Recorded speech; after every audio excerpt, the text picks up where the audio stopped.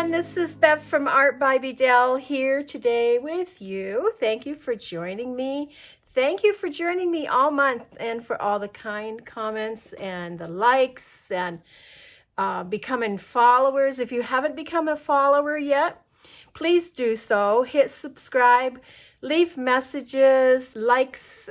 That helps me grow and I would greatly appreciate it. So today is January 30th and our prompt is travel, and we just have today and tomorrow, and then January 2024 is done. Today again I want to work outside the journal, and then we'll take it to my journal. For my travel prompt, I have this map, and it was a great big map. And Kai sent me a bunch of really big maps of the national forests in Allegheny County, or Warren County, and Tioga County. I thought I would use a piece of this map. I have taken one of them and I have cut them up and I have added just like some mark making, a little bit of ink. Not much to them really. I was just getting them started for my projects. But anyhow, I have decided, you know, the only place I really care to travel to is up in my mountains here. And so I have decided that I'm just going to use a piece of the map. That's where I want to go, is up in the mountains. I want to be out in nature as much as I possibly can this year, and I'm gonna try to make that happen. That is a goal of mine. So that's why I'm using the map. I have made myself a plastic sheet here out of saran wrap.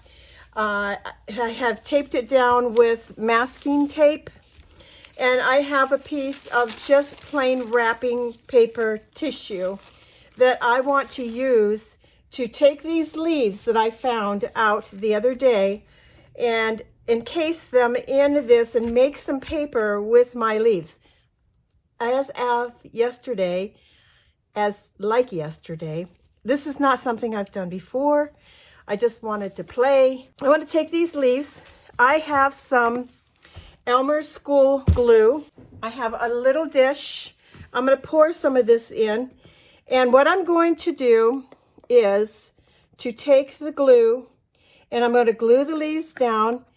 And once I get the leaves down, then I will be back to show you what else I want to do to add to this piece of tissue paper so that we can make it for like paper that we can use. So I'm just going to take some of the white glue and I'm going to cover my whole piece of tissue paper.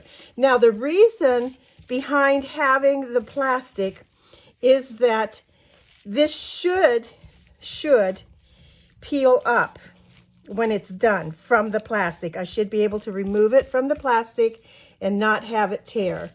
That's the goal. If that doesn't work, well, we had fun and we tried, right? This is what I'm going to do. And I'm going to get my leaves, and I'm also going to put a layer of gesso on the leaves. So I will leave you to watching this for a little bit. And when I get to the part where I think that you're probably seeing enough, I'll just turn the camera off and then be back to add the other items that I want to add. But to start with, I will just take my leaves and I'm going to do the back side. You know, I don't even have to do the same side really of all of them. Once that's put down, that's going to stay down. So okay. If they break apart, that's okay. I'm fine with that too. And we'll just glue our leaves down. So I'm going to work on this and then I will be back.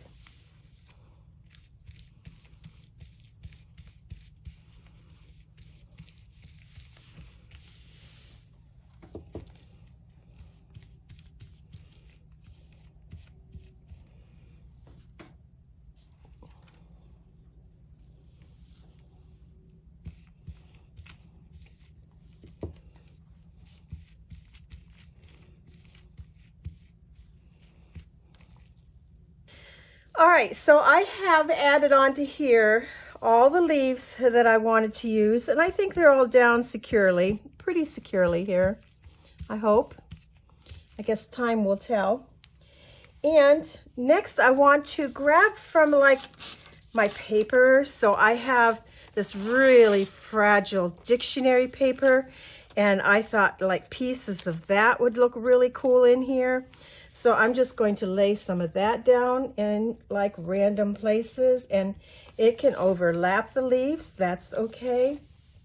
And just put it down. And probably what I'll do is I'll get what pieces of the different elements that I want to add to it, and then I will go over it again with some more glue.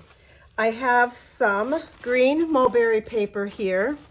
I'm going to tear a piece of that and get a few scraps of that incorporated into our project, just like this. And this is so thin that it just grabs a hold really easy. And make some paper with mulberry. And you can pretty much add like any lightweight papers to this. I don't know that I would go with cardstock. It just seems to me that that would be too heavy. Now, this I don't know. Like I say, this is my first time making this. I have some gold, and this is maruyama paper by Magenta. Now that doesn't tear, so I'll have to cut some of that. So I'm just going to cut like a few pieces. Oh my goodness, and look at the sparkle that adds to our project here. I think that's really, really pretty. Now, anything that you add that won't tear, just know that when it comes to tearing your paper somewhere down the road, you will have to cut these pieces because they're not going to tear. Okay, so I have enough of that on there. Another thing that I thought would be really nice on there is some cheesecloth. And again, cheesecloth really isn't going to tear. So I want to take my cheesecloth and rather just add like square pieces of it, I want to manipulate it. I want to tear it. I want to make it to be such a mess here that it's more like just a bunch of strings that are woven together. And let's see if we can pull some of them off even. They'll come apart. If not, then we'll just cut pieces. And then we'll take it and we'll add it to our paper like this. And like this. Going to get it laying out so it's not bunched up too much. A little bit of bunching up is okay. A little bit of it over here.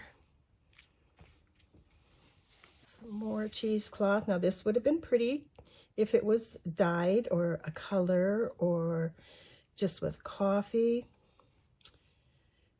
I'm not minding it being just plain white either.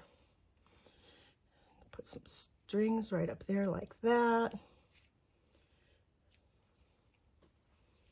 Okay, so that's enough cheesecloth. I also thought of, how about some tea bags? If we take our tea bags, and I'm just going to put some tea bags over my project. Now I will have to be careful when I go to add my layer of glue over top that if something is folded that I get glue underneath that, because we want this sealed down really well. I'm really liking the looks of this. I hope you think this is fun, something different for me to do. I'm trying to branch out and be doing different things. Okay, how about just some pieces of fiber? This is like eyelash string, and the color goes really well with what I'm doing here. And it gives us a little different color than just what cheesecloth did. Now, let me think. Is there something else that I think I would like to add? Little pieces of lace would be nice. Some lace in there. And actually, we don't even have to do them real little. We could add like nice little chunks of lace in there.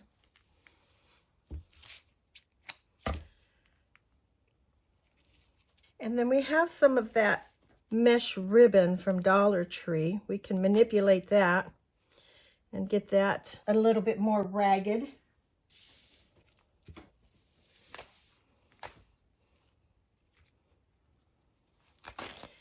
And I'm thinking, guys, this is enough. I'm thinking this looks like really pretty paper. Now, To do this, I'm going to have to be very careful. I think I'll get a different brush, maybe a softer brush. And I'm going to more or less probably have to pat it down. And also you want to make sure you get enough glue on there. Let's take this soft brush and just go over the whole thing and pat each of these pieces down. And if I see that something is rolled over, folded over, then I will make sure I unroll it and put some glue on the back side. Now I can see that the hardest part is going to be that ribbon from Dollar Tree. That ribbon is like a love-hate relationship, I think. It's so hard to get it to adhere to anything unless I sew it. Now, if I sew it, then that's a different story. But to glue it to anything is pretty miserable. I will keep gluing all this down by patting it until everything has a nice heavy coat of glue on top. And then I'll be back.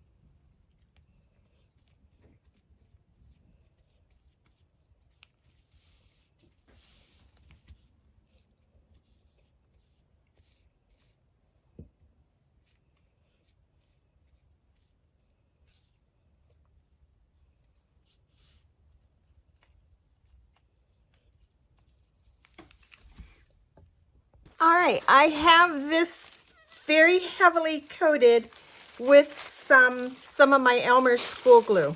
I have another piece of tissue paper. Now, this can be put on in one sheet, or it can be put on in pieces. I'm going to start with the one sheet here, and I'm going to smooth this all out. Press it all down, and then I'm going to add like a strip for across the top there, here. And press that down also. And I'll also add some glue underneath it where it overlaps. Pressing it down, patting it in. Add some more over here.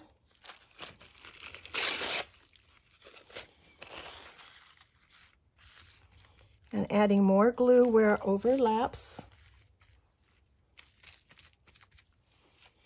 And the same where I have a piece here. So now I want to go over the whole thing again with another layer of glue. Pressing it down everywhere.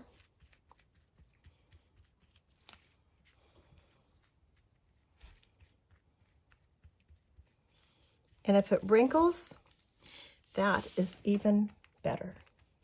Trying to keep bubbles out if you can. That's on a big project. I can't imagine that there won't be bubbles in it.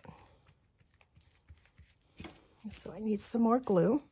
Now I think the video that I've seen, I think the lady watered down her glue. So I didn't do that. So we've really got some heavy gluing going on here. We'll see if it makes a difference in the end.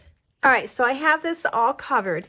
Now, I remember that the lady had said when you get it all covered and before it dries, then you want to take something to the edges and bump them up a little bit. And she says that gives you something to grab a hold of to help pull this off. So we're just going to, and it's already starting to dry, guys. We're just going to pull these edges back like this all the way around. And she says you're probably going to get tears, especially when you're just starting out, but this will help. So I'm going to go around the whole edge. If you can see what I'm doing right down here in the right hand corner, I'm just kind of pushing that back.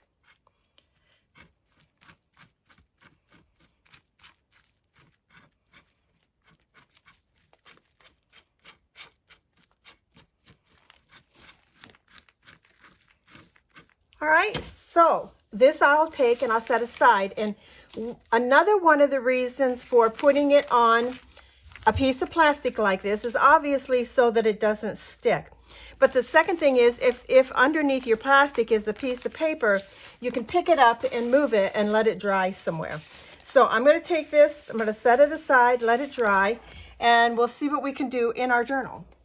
This is the page. I only have like this page and then the last page for reflection. Well, actually, I could have done this page, but I am happy with leaving this page blank because I like the look of ledger paper, and whoever wrote on this, her handwriting was beautiful. So I'm going to take this. I want to add my map to my page, and I have to think about, okay, how am I going to incorporate my paper that I just made with all my leaves and everything? And I think what I've decided to do is that I'm going to, once my paper is made and dried, that I'm going to do a flip out with my paper. So I'll just attach this on the edge and I can have a flip out.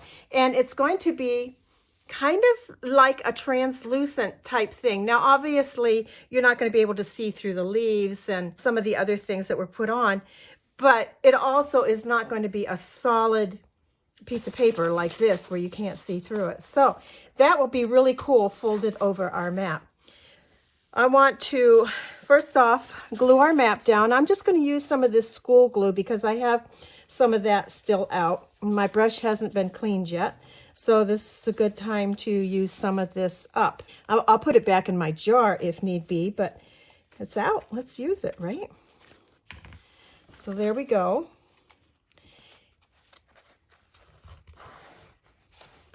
Now, I've also been trying to think like, okay, I'll have my leaves, and they didn't come from the mountain because I wasn't able to get up there, and I found them on the ground just a week ago. So it's going to be calling me. Like the leaves and that, they always call me to the mountain. It's just where I want to be. So let's get this.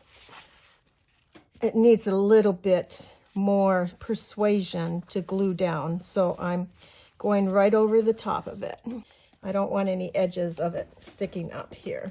Now I'm wishing that I had a photo of my mountain, a sign or something of my mountain that I go up on, but I don't. I have these pieces of paper here, and they're watercolor paper. And when I brought the leaves in the house and dried them a little bit and then proceeded to try doing some printing with them, on these little pieces, I did get some prints. I don't know if you can really tell that they're the leaves here. We didn't get a whole leaf on each one because now here's the stem and part of the leaf. But I'm thinking, what if I added some of these really pretty papers just in here, just like this? And that's going to remind me then of my echo printing and the fun things that I do with the foliage and stuff that I bring back from the mountain. And this paper was soaked in rust water also, and that's how it got its really nice color. So I'm thinking that I want to see the map. This is going to remind me. So more than just a picture, I will have like little things that remind me of what I want to do. So the map to go up into the forest, up into the mountains. These prints that will remind me of all the things I love to do, echo printing. And my favorite is the boiling technique. But I also have another favorite, and I've spoken this before, by Sasibo, and how she has discovered that you can do these prints with your die cut machine. Whatever die cut machine you have, you can put your paper through without a die, obviously, and then the pressure is going to imprint it onto your paper. So that's another technique. But I love the process of the water bath. And then to watch it cook and keep my eye on, I love that. So we have these here, and we're going to have our leaves as they dry. So I think I'll go look around in my nature files for a quote, and a quote would be really nice on there. So, and I'll be back. So the quote I found that I want to add is, adopt the pace of nature. How true is that if we could all slow our lives down, not only adopt the pace, but appreciate it more? So I think I'm trying to decide. Let me cut these out maybe, and we'll just randomly put them on our page like so. There we go. That's what I want to do. And I'll put a little bit of glue on them. So I can see the mountains as I look out these windows. I can look over there and I can see the windmills way up high on top and know that that's where I want to be. And so not only do I get to go there, I get to see it every single day. When I'm crafting, I get to see it. It's right there. So I'm really blessed with where I'm at. I'm really blessed with having this room. It's a sunroom with all of the windows. And I feel I'm really blessed that I don't have the desire to really take a trip, to travel anywhere other than between where I'm standing right now to up there on the mountain. That's the traveling that I want to do. I have finished this as far as what I'm going to do with that.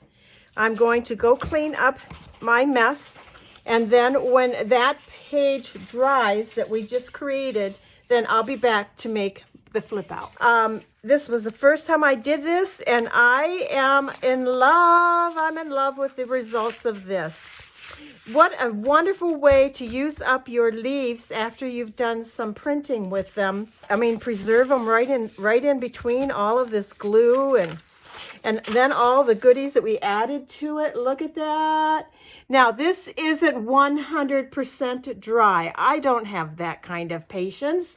So, and I wanted this video to be done for today because it is today's prompt. There are spots here where it's still a little bit wet. We're going to go ahead and move forward. We're going to bring our journal back, find the page we were working on right here. And then I'm going to take, where'd our page go? Right there. And figure out how big of a piece I need to, and it's going to be about there, to have a flip out on that page.